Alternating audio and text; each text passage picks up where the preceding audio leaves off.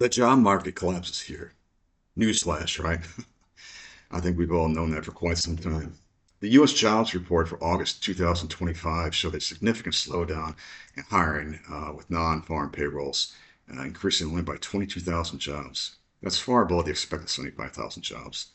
The unemployment rate rose from 4.2% to 4.3%, indicating a growing number of job seekers rather than layoffs. And I've done videos on layoffs.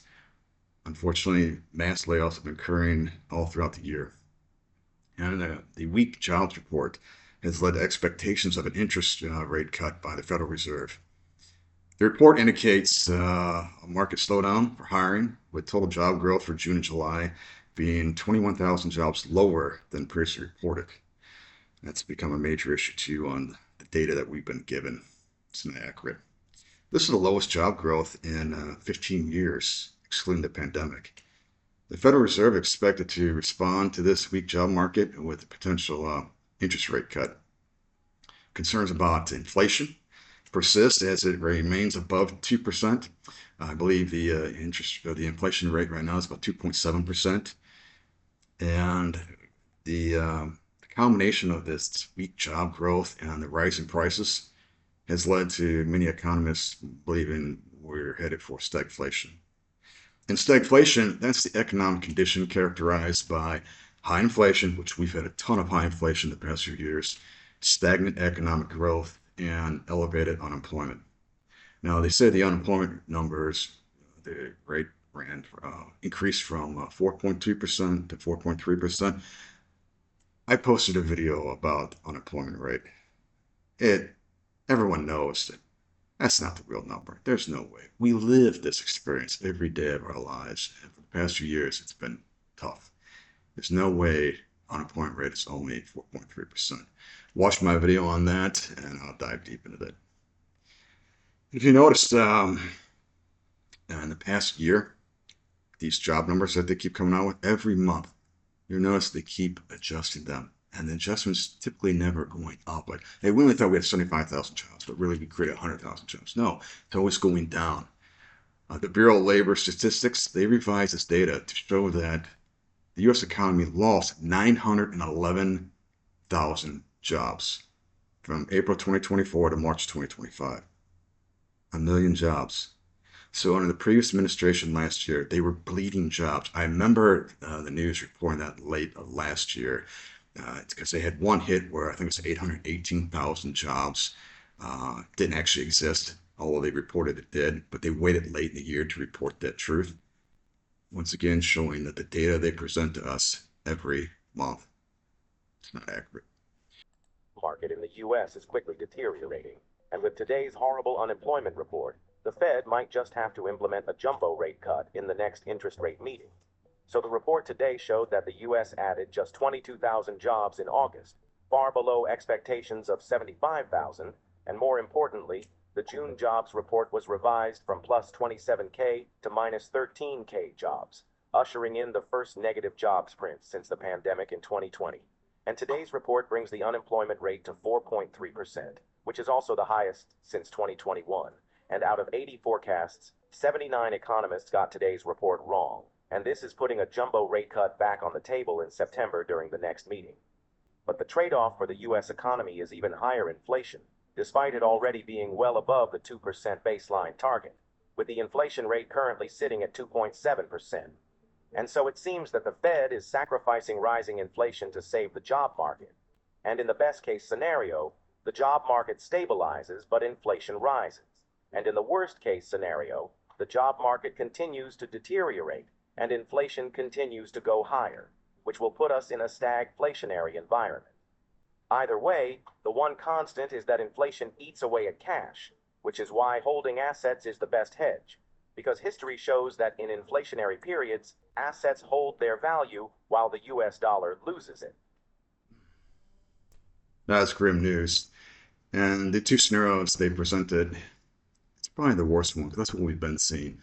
That the job market continues to deteriorate. It's been doing this steadily for quite some time now, and inflation's been rising for years.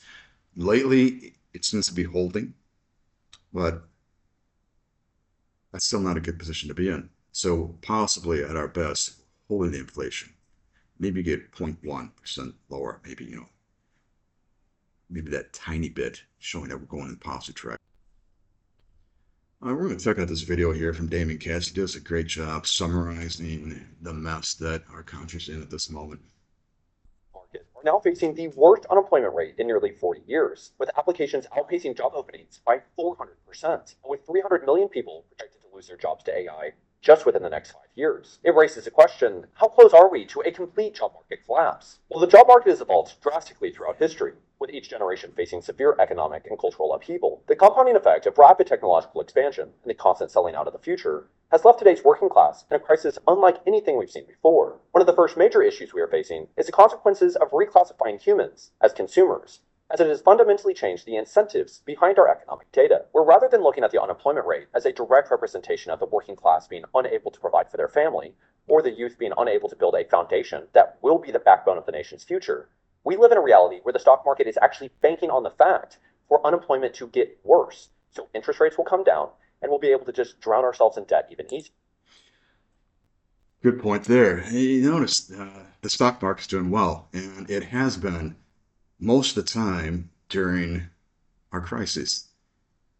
It's now separated from everyday reality for most of us, where, hey, the stocks are doing great, and that's what the politicians are always hiding behind that. Everyone knows that the job market sucks, but the politicians, no matter what administration is, they're saying, look how great the economy is doing, the stocks are up. Great, but who plays that casino game of the stock market? Predominantly wealthy people. Obviously, you could have a 401k, but our skin in the game is minimal compared to the big boys, the wealthy.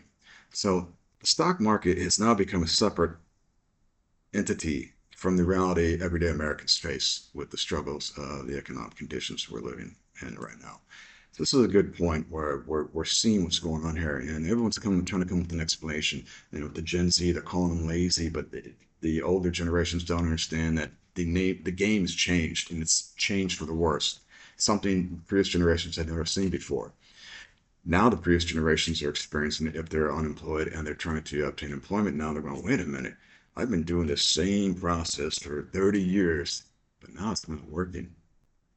So enlightenment's coming down. The light bulb's coming on. They're realizing, hey, maybe there's something about this job market, and Gen Z isn't as lazy as we thought they were.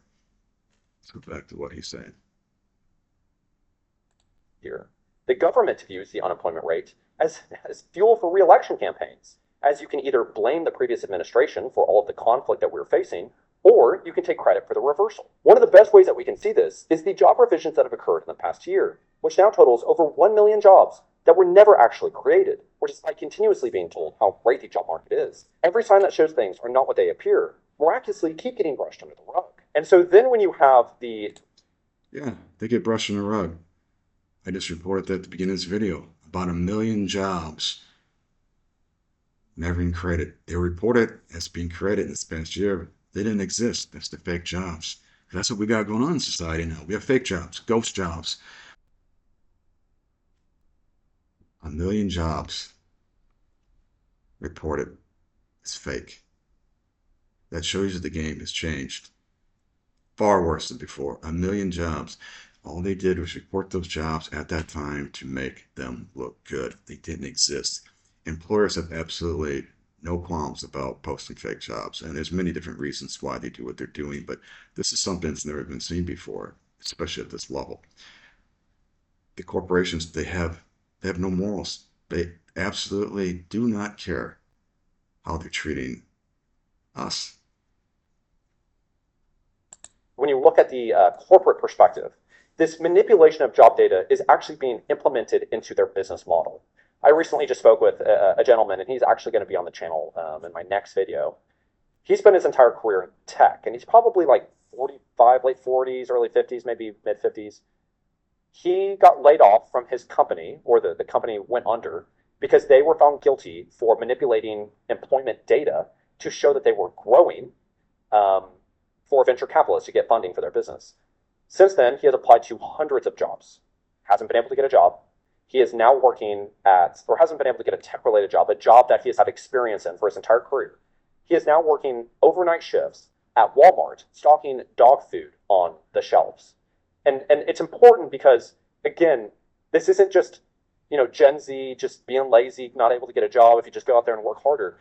This is, an older gentleman that is very smart and really great to speak with and still optimistic and hopeful. And this is what he's experiencing. And I'm not stating that somebody working at Walmart doing that job is anything less. I'm just stating it isn't in alignment with his experience and his work history. Yeah, I just mentioned. That's insane. So this guy, Gen Xer, decades of experience in IT, is unemployed, and can't find a job. And that's going on a lot now. I've seen that. There's plenty of videos out there discussing these scenarios where people have with careers, not jobs. They're not working at Walmart for 30 years. They have careers for 20, 30 years, and now they're unemployed, and they realize the game's changed, and not in a good way, because everything they did in the past to obtain employment, it doesn't work anymore. It simply doesn't work. And remember when they used to say, oh, you go to the company, dress nice, you bring your resume, hard copy, you have discussion with someone at the office because you're making an impression. It's a one-on-one. They get to see you and how your social skills, how you're able to discuss matters with people, create conversation. And, at the end of all that, they always say, you give them a firm handshake, on and on and on. All those old school tips and tricks that actually they were effective back in the day. That stuff doesn't exist anymore because now you're going to get they're going to look at you when you walk in the door like, what are you doing here? And most likely the response is going to be, go apply online. That's how they get rid of you. They don't want that personal interaction anymore. You're not a human being to these corporations. As you've seen in this video, they no longer look at us as human beings. Corporations are not looking at their employers as some valuable commodity. We're basically just a cog in the machine, and we've always just been a number to them.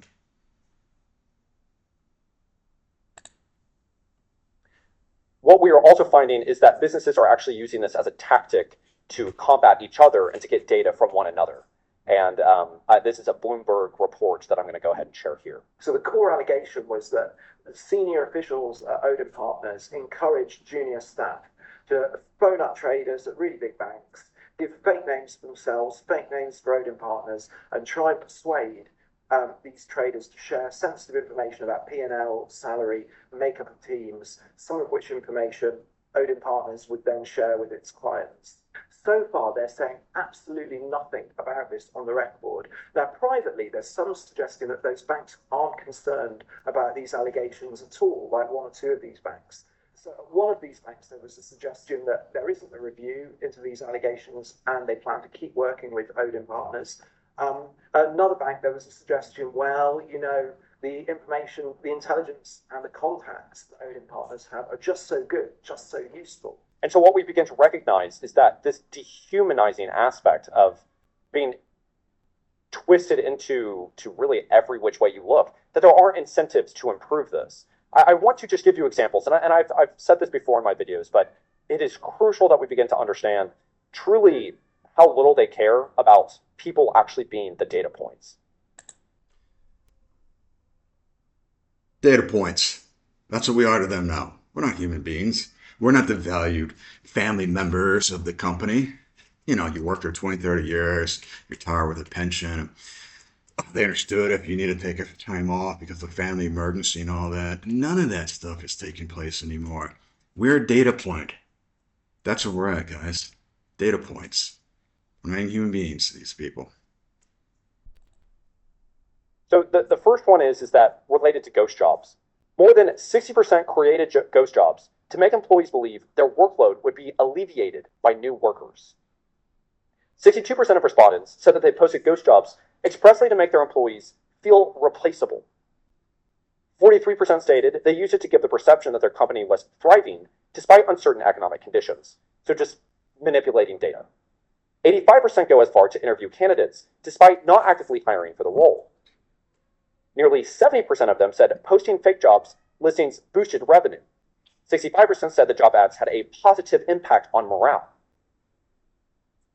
77% reported an uptick in productivity among workers because they were scared of losing their job.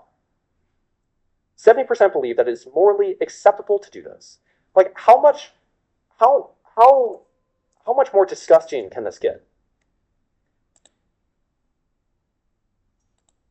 Yeah. Look at all that. The way they're treating us data points is it's all about let's make the corporation looks great. We want to make it look like we're profitable. We want to make it look like the company is growing, and we want to scare our data point employees.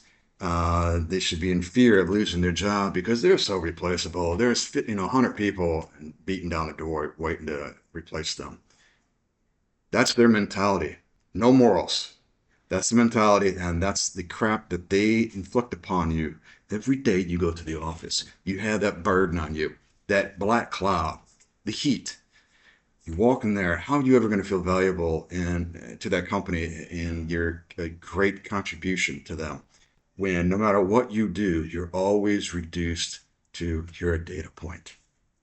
The collapse is begun. It is here. I think it's going to get worse. There's no signs of getting better anytime soon because the entire system's changed. It's completely the anti-employee. The corporations have set the standard for the way the game is played. And all of our past experiences, processes, and how you go about getting a job and the way everything used to work doesn't work now. And we're all free falling, and we have to adapt. Adapting to this disaster is going to be interesting, and it's definitely going to be a challenge. If you enjoy my content, appreciate if you like, subscribe, and I want to hear from you guys out there. What is your experience with this disaster? The job market collapsing, the high inflation, everything is expensive nowadays. Getting by day to day, just doing the simple basics in life, has become a struggle for most of us out there. So leave a comment. Let's hear what you got to say. Until next time, I'll see you in the next round.